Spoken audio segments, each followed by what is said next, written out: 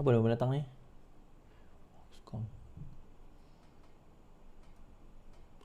Right. Sebelum kita menyentuh isu tu kita akan pergi kenapa polis tangkap pukul 3 pagi tu. Jangan risau.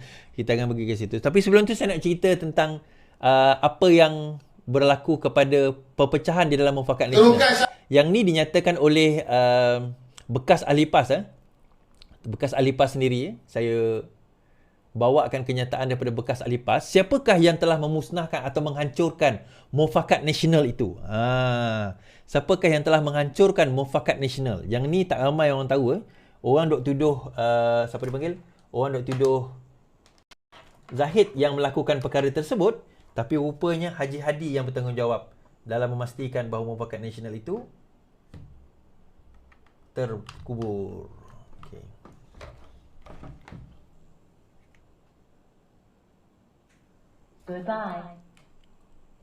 Goodbye lah pula.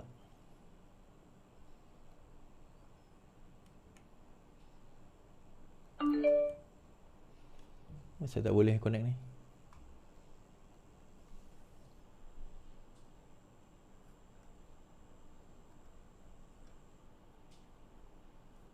Tak apalah, saya main benda ni lah tuan-tuan. Okay, kita dengar.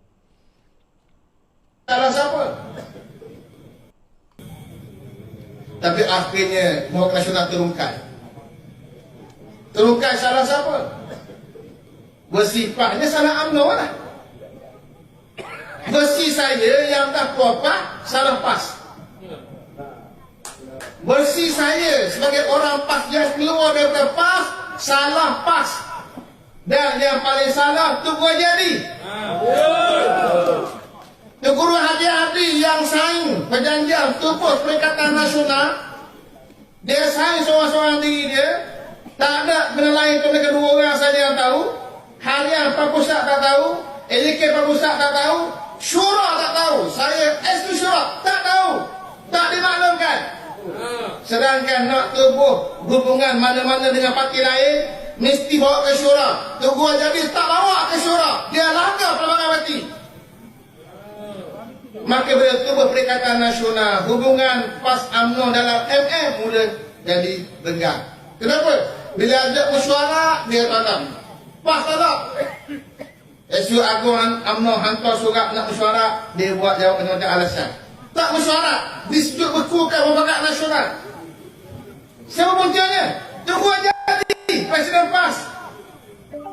Hingga akhirnya terburai Mufakat Nasional. Ada seorang pimpinan UMNO, dia masuk, dia daripada UMNO masuk PAS. Saya PAS masuk UMNO. Dia orang kata ceramah medan macam ni.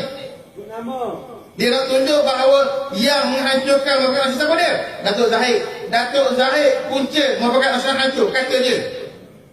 Saya kata tak, punca hancur tu buat jadi. Pakat balah kita. Tak apa, pun tak panjang hal-hal lama. Nak itu hal latest. Yang latest bila dibubarkan Parlimen 10 bulan 10 2022, lepas bubar dah 12 bulan 10 berlaku pertemuan lapang mata Presiden UMNO timbalan Presiden UMNO, Presiden PAS timbalan Presiden PAS, bincang untuk masuk PRD macam mana. Bersetuju dalam mesyuarat itu UMNO dan PAS bersama Mufakat Nasional masuk dalam pilihan raya, tinggalkan Perikatan Nasional. Sebab apa berani jadi macam tu? Sebab sebelumnya Majlis Syura Ulama telah mesyuarat dan buat keputusan, PAS mesti kekal dengan UMNO dalam Mufakat Nasional untuk masuk PRU. Malamnya setelah di meeting 8 mata, Presiden PAS jumpa pula Tan Sri Muhyiddin. Keputusan berubah. Besok masuk mesyuarat PAS Pusat, AJK PAS Pusat. AJK PAS Pusat putuskan kekal dengan PN, tinggalkan MN. Ada pimpinan yang tegur. Dia kata, Tok Guru, Majlis Syura buat keputusan, kita dengan MN bukan PN. Dia kata, ini kuasa PAS Pusat, bukan kuasa Syura. Kata kawan tu, tapi Perlembagaan PAS kata, ini kuasa Syura, bukan kuasa PAS Pusat. Dalam bab hubungan antara parti, itu adalah kuasa Syura. Kata kawan tu, saya pun baca juga perlembagaan. Akhirnya PAS Pusat, AJK Pusat bersama dengan PN bukan M. Kat sini kita nampak siapa yang konsisten nak kekal dengan M? UMNO. Datuk Zahid, Datuk Mat masih lagi nak bersama dengan M. Yang akhirnya tolak dan tasbih ialah PAS. Kepalanya tu buat jadi. Bila keesokannya hari Jumaat, hari Khamis mesyuarat, diputuskan tinggalkan MN. Hari Jumaat dia ceramah di Keluluk, ceramah pagi Jumaat patut bersila, dia tukar bab Keluluk, dia isytihar, dia segar UMNO. Kenapa dia tidak sama UMNO? Dia kata kerana UMNO ada keruh. Sedangkan keruh yang disebut tu, masa berlaku Mufakat Nasional, keruh yang dimaksudkan ialah kluster mahkamah. Tidakkah telah ada kluster mahkamah berlaku dalam tempoh 2019 hingga 2022? Dah ada. Maka dengan sangat itulah ahli-ahli PAS mula menyedang pembelasan UMNO. Belasah sungguh-sungguh hati. Tapi orang UMNO ni baik. Dia kena belasah ketika PRU pun dengan keruh, dengan dia tak lawan, dia tak laki balik PAS. Dia tak kata balik pada PAS. Kenapa? Sebab UMNO dah lemah. Kita baru dah berkawan.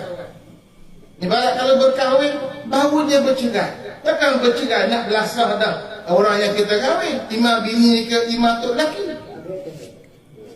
Dah sendiri lah. Tapi PAS tak apa, sedang sila membelasah UMNO. UMNO hanya bertahan menceritakan apa dia manifesto kita. Okay, tuan-tuan ini bukan saya cakap ini bekas PAS cakap yang sekarang menyertai UMNO tentang Perikatan Mufakat Nasional dahulu, tentang Perikatan Nasional, Mufakat Nasional, bagaimana one person single-handedly, satu manusia nama Tuan Guru Haji Hadi ni, single-handedly yang telah membuat keputusan mengatasi Majlis Syura untuk nak membentuk Mufakat Nasional.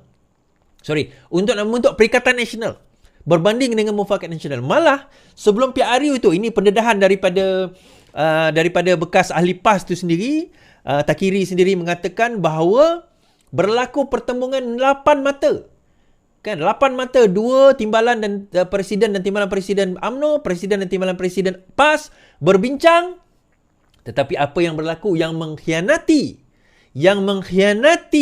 perjanjian itu adalah PAS, tuan-tuan. Tuan-tuan, kita nak cerita yang mengkhianati juga Pakatan Rakyat dulu juga adalah PAS.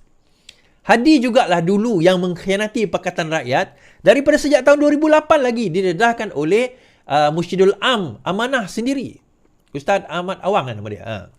Yang mendedahkan bagaimana Hadi inilah yang menjadi kepala kepada perpecahan Pakatan Rakyat sejak daripada 2008. Akhirnya yang membentuk UG masa itu bersama dengan UMNO. Selepas itu sampai Allahyarham Tuan Guru Ni Aziz marah tentang apa orang kata ada gabungan tersebut. Akhirnya apa yang berlaku? Meninggal saja Tuan Guru Ni Aziz, Pakatan Rakyat telah terbubar. Siapa dalangnya, tuan-tuan? Selain daripada Azmin, Hadi Awang lah. So, sentralnya berkisar kepada orang yang sama. Hadi Awang, Mahathir, kan, Muhyiddin Yassin, dia orang yang sama. Kan? Dia berkisar di kalangan orang yang sama. Dan juga disebabkan oleh perkara itu, tuan-tuan jangan pelik. Bahawa apa yang berlaku kepada Sanusi ini juga berkemungkinan besar, ini sangkaan saya je lah kan, benar tak benar, kecil-kecil mata je lah, Hadi dan juga Atok. Satu benda yang Sanusi ni ada, dia short fuse, tuan-tuan. Dia tak boleh kena provoke sikit, dia akan short fuse. Dia boleh cakap benda-benda tanpa fikir dahulu. Dan mereka tahu kelemahan Sanusi ni.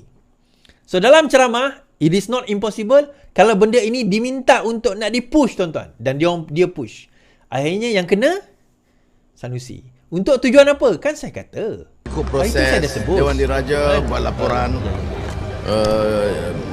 polis. Macam kan saya kata bahawa Mukris nak dibawa naik. Mukris nak diangkat naik. Dan kenyataan tersebut juga, saya sentuh tentang kenyataan polis tadi kan, pukul 3 pagi.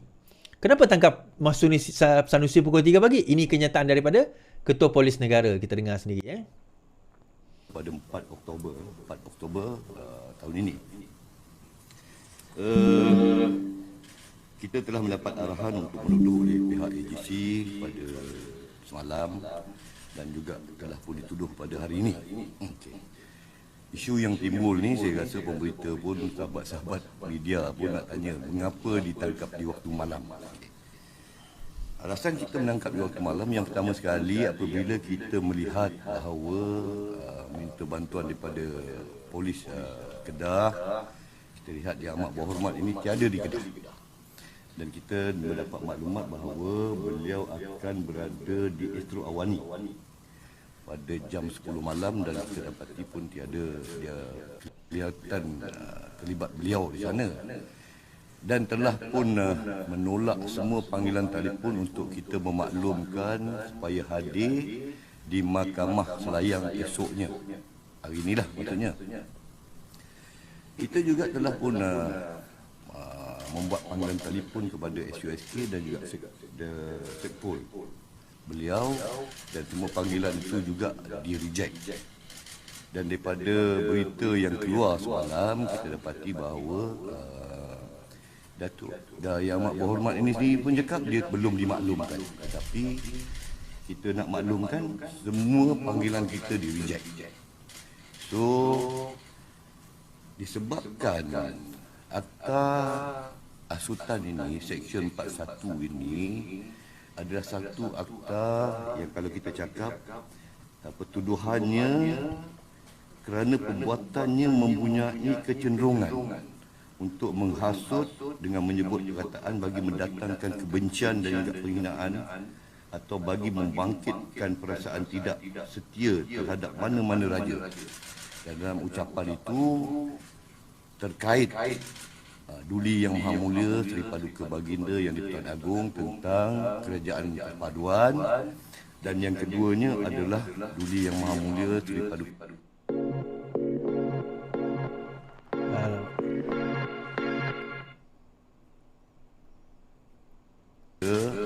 Sultan Selangor terkait atas pemilihan Menteri Besar Selangor. Dan report-report yang ada sejumlah 58 report, termasuklah report oleh ahli Dewan Diraja Selangor sendiri yang buat. Kita lihat bahawa sifat kes ini ataupun kecenderungan kes ini menghina ataupun memberi bangkit marah isu-isu institusi diraja. Maka disebabkan kita tidak dapat untuk menelefon untuk memaklumkan, kita cuba untuk mencari beliau dan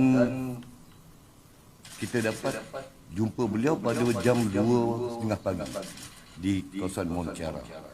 Dan kita pun maklum dan kita buat tangkapan. Sebenarnya kita pun ada siasatan lain. Sebelum itu kita panggil untuk merekodkan percakapan dia atas satu report yang lain. Dan beliau enggan. Itu saja alasan kita bagi menentukan bahawa beliau enggan.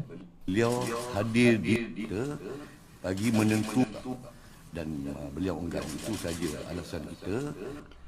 Beliau enggan. Ada satu report lain yang dibuat tetapi beliau enggan untuk hadir. Itu kalau betul apa yang saya dengar tadilah. Poinnya tuan-tuan, kan? Faham dah? Situasinya rupanya dia dekat Mont Kiara. Pergi kat Kedah, minta polis Kedah tangkap. Polis Kedah kata tak jumpa. Telefon dia punya SUSK, setiausaha sulit dia, setiausaha khas dia, kemudian telefon setiausaha politik dia, tak jawab. Telefon dia pun tak jawab. Reject. Jadi kat mana dia kata tak adil tu? Ini menjawab persoalan itulah. Sebenarnya polis tak perlu jelaskan pun benda tu. Kalau polis nak tangkap je, tak ada isu sebenarnya. Tetapi ini untuk nak, orang kata apa, nak meleraikan isu. Kenapa nak pergi tangkap pagi? Kenapa nak pergi tangkap pagi? Kan? Itu yang berlaku, tuan-tuan. Baik. Akhirnya, sebelum kita bercerita akhirnya lah, saya nak bercerita tentang isu, ada satu benda yang saya letak lebih kurang dalam 12 jam, 13 jam lalu lah. Saya kata bahawa Sanusi akan ditangkap, berkemungkinan akan disoal siasat dan ditangkap sekali lagi dalam isu yang melibatkan SPRM. Yang tadi itu polis. Tapi ada satu gerakan telah dibuat untuk membuat laporan berkenaan salah laku lah.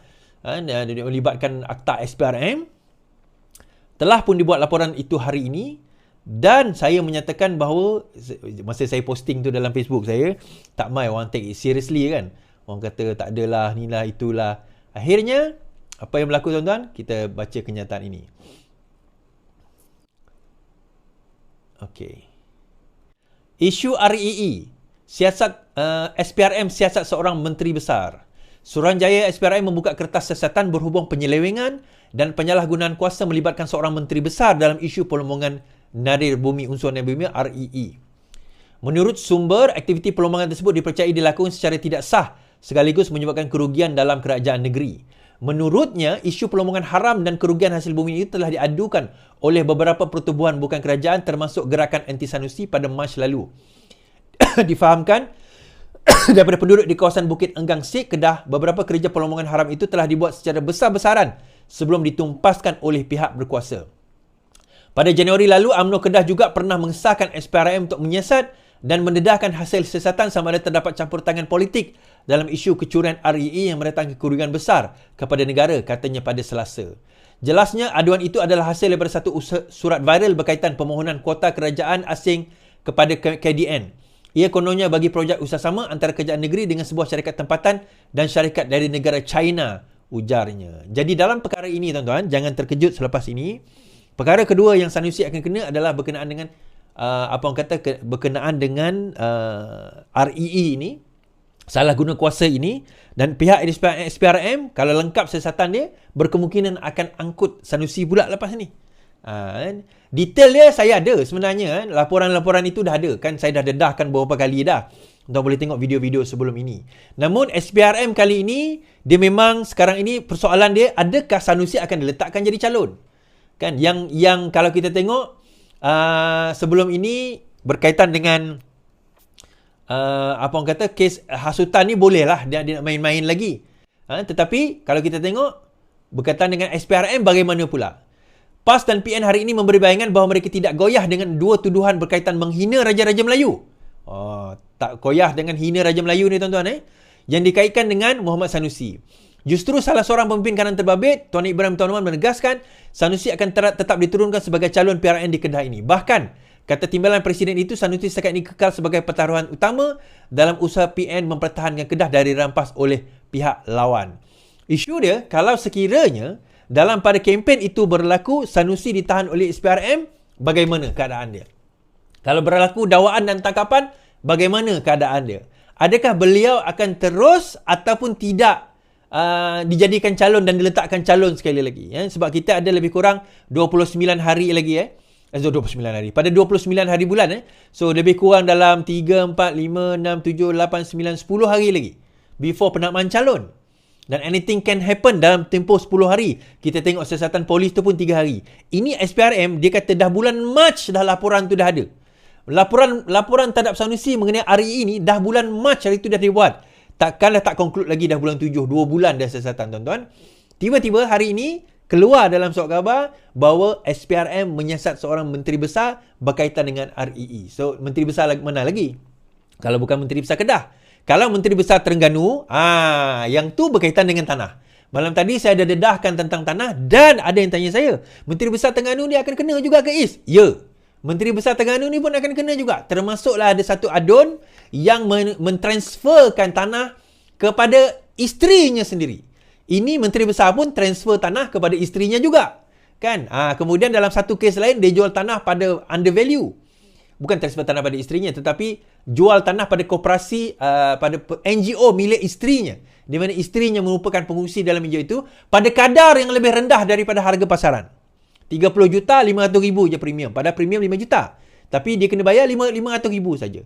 Dan tanah di Kuala Berang melibatkan 3 plot tanah yang ditransfer kepada isteri, katanya isteri kepada adun tersebut, yang mana tanah-tanah tersebut ditransfer kepada isterinya. Kemudian dia juga adalah salah seorang ahli lembaga pengarah di dalam syarikat tersebut. Oh, tuan-tuan, saya tak tahulah PAS ni kan, apa jadi pada PAS, tuan-tuan. Ini memang betul ambil ghanimah ni kan. Memang betul ambil ghanimah ni. Ui, bahaya ni, tuan-tuan kan.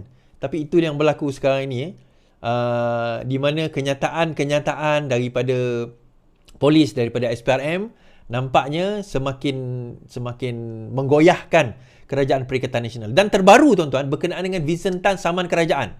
Yang ini juga ada kaitan ni. Saya nak cerita ni. Berjaya Group saman kerajaan tamatkan kontrak ketika Muhyiddin jadi Perdana Menteri. Syarikat usaha sama, JV Kumpulan Berjaya dan Kumpulan Nazar telah memfailkan saman terhadap kerajaan MOF, Kementerian Keuangan, kerana menamatkan LOI, Letter of Intent, yang ditawarkan kepada mereka pada tahun 2020. Pengasas dan penasihat Kumpulan Berjaya, Tan Sri Vincent Tan, berkata, LOI berkaitan dengan kontrak untuk membekalkan kenderaan kerajaan telah ditamatkan 3 bulan setelah Muhyiddin Yassin mengambil alih jawatan Perdana Menteri pada Mac 2020. Mereka telah menamatkan perkhidmatan kami dan memberikannya kepada Spangko.